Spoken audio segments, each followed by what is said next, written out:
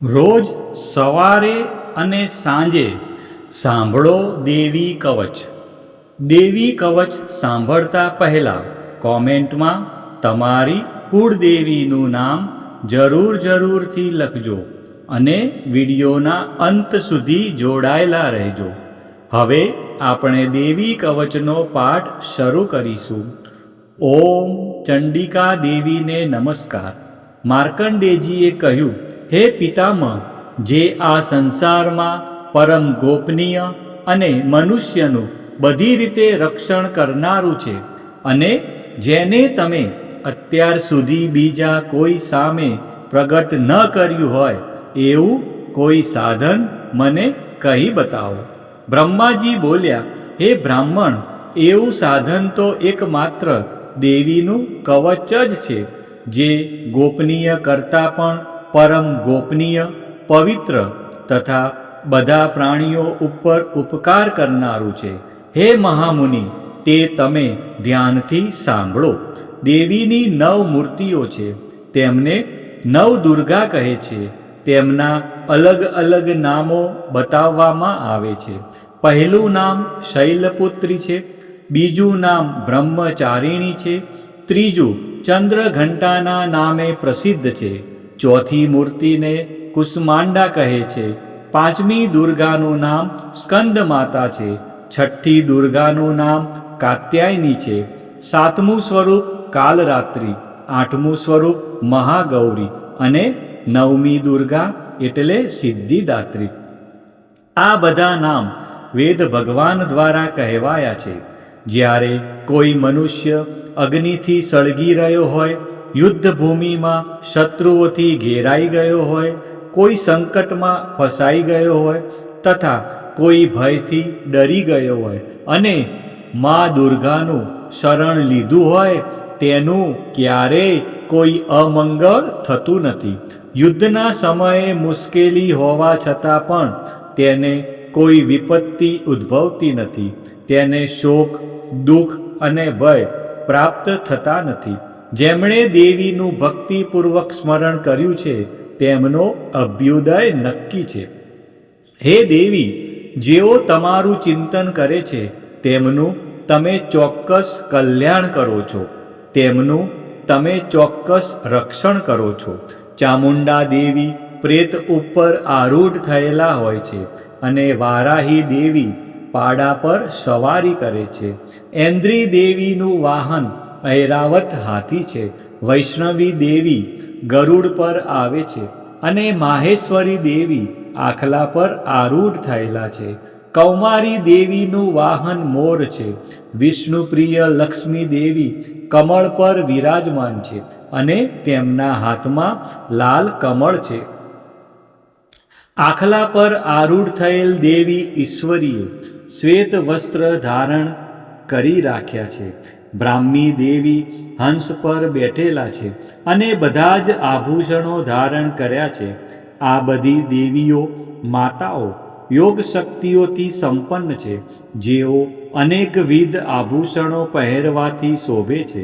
તેમણે અનેક રત્નો ધારણ કર્યા છે, ક્રોધથી ભરેલી છે અને ભક્તોનું રક્ષણ કરવા રથમાં બેઠેલી છે. આ દેવીઓના હાથમાં શંખ, ચક્ર, ગદા, શક્તિ, હળ, મુસળ, ખેટક, તોમર, કુહાડી, દોરડું, કુંત, ત્રિશૂળ અને ઉત્તમ પ્રકારના ધનુષ્ય ધારણ કરેલા છે. દૈત્યોના શરીરનો નાશ કરવો અને ભક્તોને અભય દાન આપવું, દેવતાઓનું હિત કરવું એ તેમના શસ્ત્ર ધારણનો ઉદ્દેશ છે. મહારૌદ્ર રૂપ, અત્યંત ઘોર પરાક્રમી, મહાબલી અને મહાઉત્સાહયુક્ત હે દેવી, તમે મહાન ભયનો નાશ કરનારા છો. તમને મારા નમસ્કાર છે. તમારી સામે જોવું પણ મુશ્કેલ છે. શત્રુઓનો ભય વધારનારા હે જગદંબિકા, મારું રક્ષણ કરો. પૂર્વ દિશામાં ઐન્દ્રી શક્તિ મારું રક્ષણ કરે, અગ્નિ ખૂણામાં અગ્નિ શક્તિ, દક્ષિણ દિશામાં વારાહી તથા નૈઋત્ય ખૂણામાં ખગધારિણી મારું રક્ષણ કરે.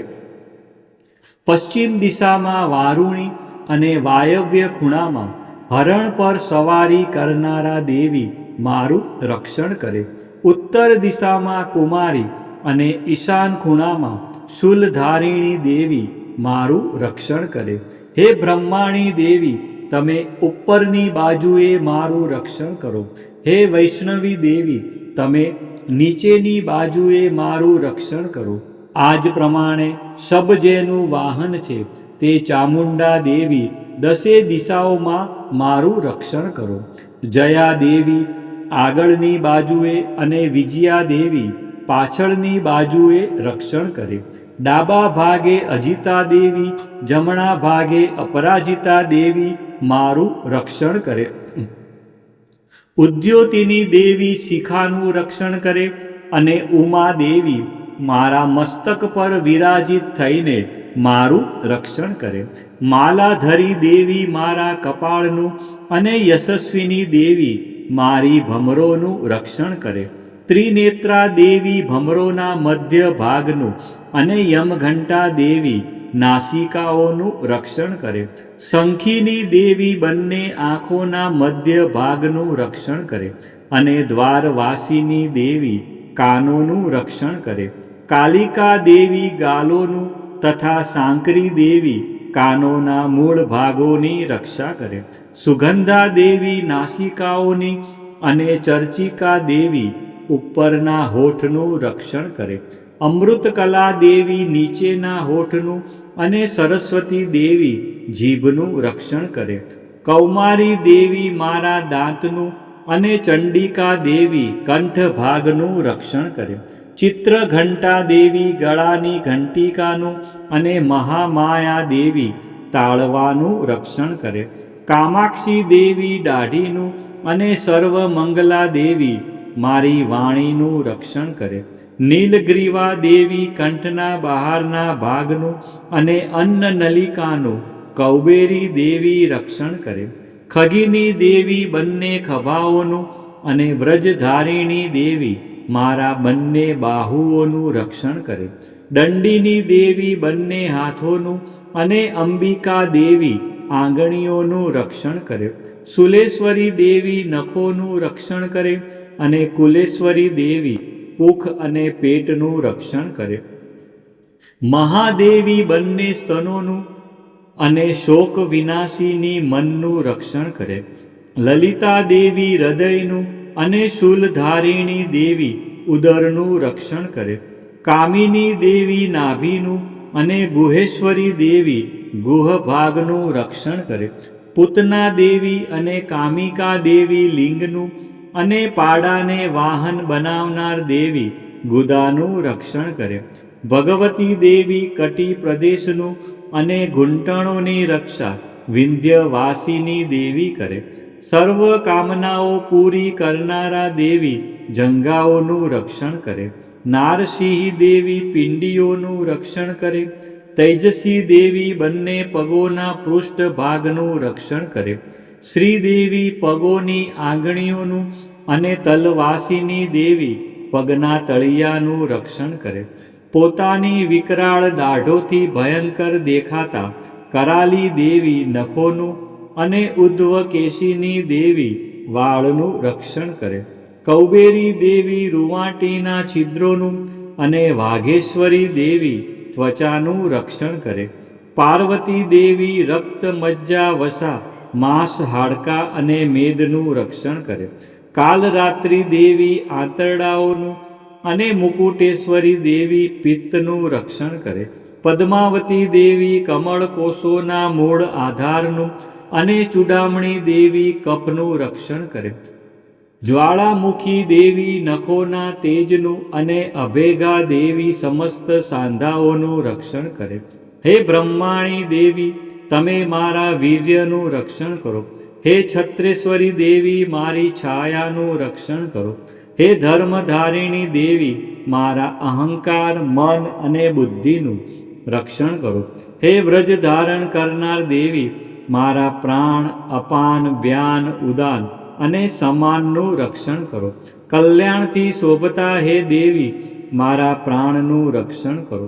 યોગીની દેવી રસ રૂપ ગંધ શબ્દ અને સ્પર્શનું, અને હે નારાયણી દેવી, તમે મારા સત્વ રજ અને તમો ગુણનું રક્ષણ કરો. વારાહી દેવી આયુષ્યનું રક્ષણ કરે, વૈષ્ણવી દેવી ધર્મનું રક્ષણ કરે, તથા ચક્ર ધારણ કરનારા દેવી યશ અને કીર્તિ, લક્ષ્મી અને ધનનું તેમજ વિદ્યાનું રક્ષણ કરો. હે ઇન્દ્રાણી, તમે ગોત્રનું રક્ષણ કરો. હે ભૈરવી, પત્નીનું રક્ષણ કરો. હે ચંડિકા દેવી, મારા પશુઓનું રક્ષણ કરો. હે મહાલક્ષ્મી દેવી, પુત્રોનું સંતાનોનું રક્ષણ કરો. હે સુપતા દેવી, મારા પથનું, અને ક્ષેમકરી દેવી, મારા માર્ગનું રક્ષણ કરો. હે મહાલક્ષ્મી દેવી, રાજદ્વારી કાર્યોમાં મારું રક્ષણ કરો. તથા સર્વ બાજુએ રહેલા વિજયા દેવી, ચારે બાજુ રહીને રક્ષણ કરો. હે દેવી, જે સ્થાન દેવી કવચમાં કહેવાયું નથી અને તેથી રક્ષણ વિનાનું છે, તે બધા સ્થાનો તમારા વડે સુરક્ષિત થાય. કારણ કે તમે વિજયશાલિની અને પાપનાશીની છો. મનુષ્ય પોતાના શરીરનું ભલું ઈચ્છતો હોય તો તેણે દેવી કવચનો પાઠ કર્યા વિના એક ડગલું પણ ભરવું નહીં. દેવી કવચનો પાઠ કરીને જ યાત્રા કરવી. દેવી કવચના પાઠથી બધી બાજુથી સુરક્ષિત થયેલો મનુષ્ય જ્યાં જ્યાં જાય છે ત્યાં ત્યાં તેને ધન લાભ થાય છે, તથા સઘળી કામનાઓ પર વિજય પ્રાપ્ત થાય છે. તે જે અભિષ્ટ વસ્તુનું ચિંતન કરે છે તેને તે અચૂકપણે પ્રાપ્ત કરી લે છે. તે મનુષ્ય આ પૃથ્વી ઉપર અતુલ ઐશ્વર્ય પામે છે. દેવી કવચથી રક્ષાયેલો મનુષ્ય નિર્ભય થઈ જાય છે. યુદ્ધમાં તેમનો પરાજય થતો નથી, તથા તે ત્રણેય લોકમાં પૂજનીય બને છે. આ દેવી કવચ દેવતાઓને પણ દુર્લભ છે. જે આ દેવી કવચનો દરરોજ 3 સમયે શ્રદ્ધાપૂર્વક પાઠ કરે છે તેની દૈવી કલા પ્રાપ્ત થાય છે, તથા તે ત્રણેય લોકમાં પરાજિત થતો નથી. એટલું જ નહીં, તે અપમૃત્યુથી રહિત થઈને 100 કરતાં પણ વધુ વર્ષ જીવે છે. દેવી કવચ ધારણ કરનારા મનુષ્યની રાજા તરફથી સન્માન અને વૃદ્ધિ થાય છે.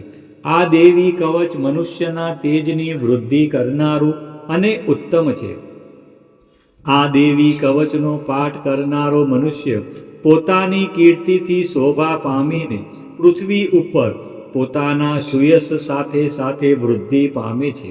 જે પહેલા દેવી કવચ કરીને સપ્તસતી ચંડી પાઠ કરે છે તેની જ્યાં સુધી વન પર્વત હોય ત્યાં સુધી તે આનંદથી યુક્ત આ પૃથ્વી ઉપર રહે છે.